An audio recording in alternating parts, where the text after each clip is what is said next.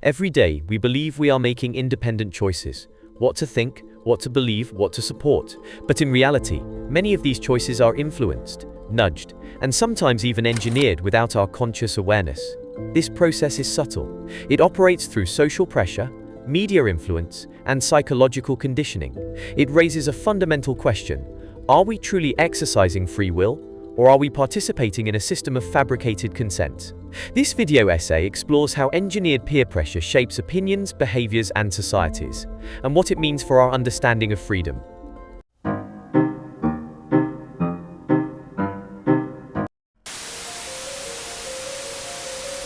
Peer pressure, at its most basic level, is the influence exerted by a group on individuals to encourage conformity. Traditionally, it has been associated with adolescent behavior, but today, it is a powerful social mechanism used on a mass scale.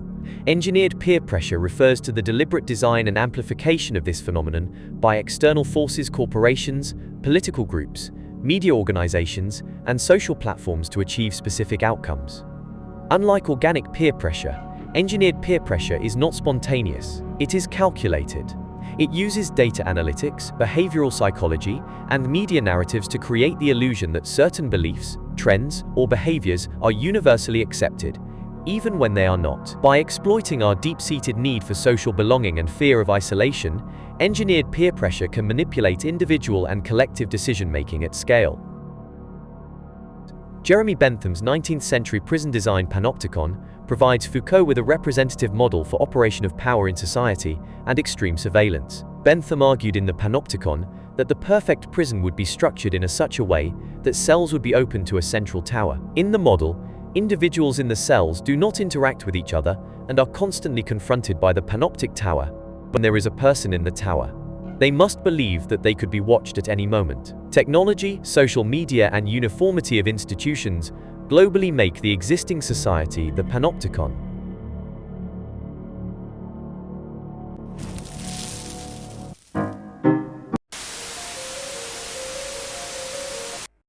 Psychological research has long demonstrated how easily individuals conform under social pressure. Solomon Asch's conformity experiments in the 1950s revealed that people often conform to group opinions even when the group is clearly wrong. Participants were shown simple visual tasks, such as comparing line lengths, yet when faced with unanimous but incorrect group answers, a significant number of participants doubted their own perceptions and agreed with the group. But on the third trial, something happens. Two.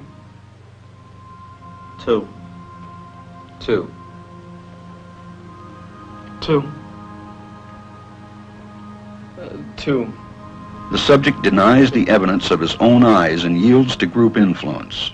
Stanley Milgram's obedience studies further showed that ordinary people are willing to perform harmful actions under perceived authority pressure. Milgram's participants delivered what they believed were painful electric shocks, simply because they were told to do so by an authority figure. These experiments reveal that conformity is not merely social, it is psychological. Our brains are wired to avoid social isolation, even at the cost of truth, morality, or critical thinking. When we feel outnumbered, our fear of exclusion often overrides rational thought. In today's world, peer pressure is not limited to face-to-face interactions. Digital platforms, social media, streaming services, news aggregators have become the primary environments where engineered peer pressure operates. Algorithms curate content based on popularity metrics, likes, shares, views. The more something appears to be endorsed by others, the more likely it is to be seen, and the more pressure it exerts on viewers to agree or conform. This dynamic creates echo chambers and filter bubbles, where dissenting opinions are filtered out, and agreement is amplified. Content that challenges the dominant narrative is often suppressed or marginalized, while content that aligns with it is boosted and normalized. The result is an artificial sense of consensus. Moreover, viral trends, cancel culture, and public shaming campaigns serve as mechanisms to enforce conformity. Individuals who deviate from popular opinion are often attacked, ridiculed, or ostracized, reinforcing the psychological cost of nonconformity.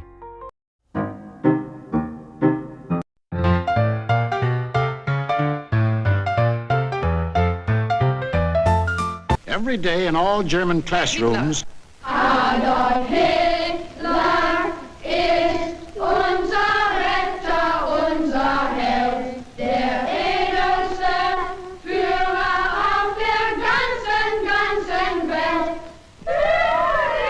Engineered peer pressure is not a new phenomenon. Throughout history, it has been used to control populations and suppress dissent. In Nazi Germany, Joseph Goebbels' propaganda machine systematically created the perception of mass agreement with the regime's ideologies. Public rallies, films, posters, and media broadcasts all reinforced the message that to be German was to support the Nazi Party. Resistance became synonymous with betrayal. Even in small-scale historical events, such as the Salem witch trials, engineered peer pressure played a critical role. Fear and mass hysteria pushed entire communities to abandon reason, accuse their neighbors, and accept irrational beliefs, simply because questioning them meant isolation or worse. During the McCarthy era in the United States, fear of communism led to widespread conformity. Accusations alone were enough to destroy careers and reputations. Public figures, artists, and ordinary citizens felt pressured to prove their loyalty, often by denouncing others, in an atmosphere where silence or skepticism could be interpreted as guilt. The mass suicide of 21 women and 18 men of varying ages, members of the Heaven's Gate religious cult, is a great example of the power of engineered peer pressure. Anything about them? Their haircuts, exactly alike. All the brilliant minds in the cult failed to act differently and prevent a large-scale suicide. This horrific incident was initiated by the cult's leaders, who preached that suicide would allow them to leave their bodily containers and enter an alien spacecraft hidden behind the Hale-Bopp comet.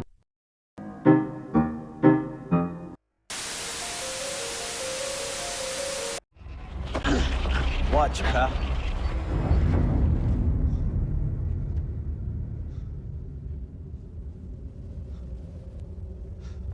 Do you understand now, Caleb?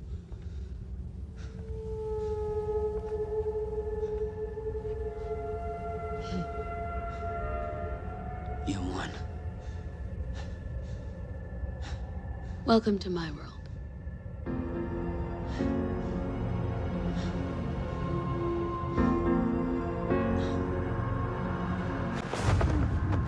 Modern consumer culture often presents itself as a celebration of choice, but the options we are given are frequently superficial variations within the same framework. For example, many seemingly competing brands are owned by the same parent companies. Political choices, too, are often limited to candidates or parties that share fundamental commitments to maintaining existing structures. This illusion of choice serves to reinforce the system. By creating the appearance of freedom, it reduces resistance. If individuals believe they are choosing freely, they are less likely to question the system that defines the available options. Engineered peer pressure plays a critical role here by validating certain choices as normal, smart, or moral, while stigmatizing alternatives as irrational, dangerous, or extremist. Thus, free will becomes a managed experience rather than an independent exercise.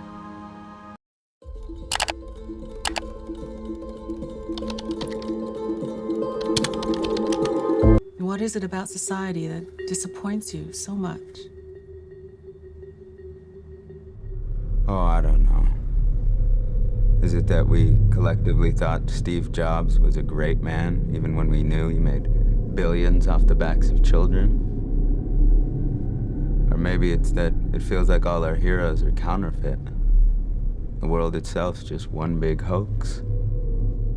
Spamming each other with our running commentary of bullshit masquerading as insight. Our social media faking as intimacy. Recognizing engineered peer pressure is the first step toward resisting it. Critical thinking must replace passive consumption. This means questioning narratives, seeking diverse sources of information, and being willing to hold unpopular opinions.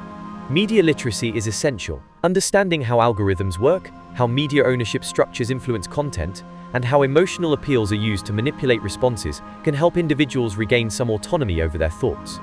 Psychologically, building resilience against social pressure requires cultivating the ability to endure discomfort from disagreement, from isolation, from uncertainty. Freedom of thought is not comfortable. It demands the willingness to be wrong, to be doubted, and sometimes to stand alone.